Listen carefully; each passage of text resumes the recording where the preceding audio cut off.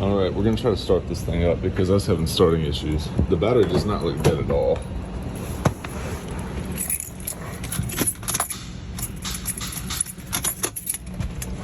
I'm just getting a click.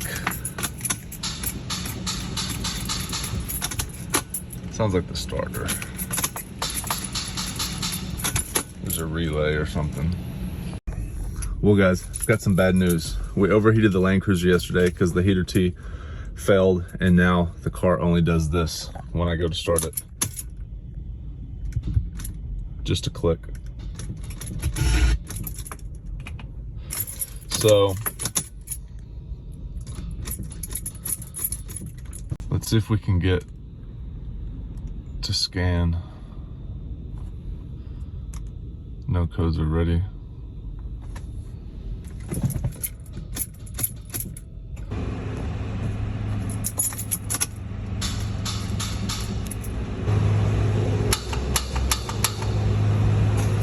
Okay, I just got the motor. It was click, click, click, and then it goes click, click. So here we go. Let's see. Maybe it'll start. Gosh, it did it just for a second. The starter did turn over. Oh, so annoying. I heard it go.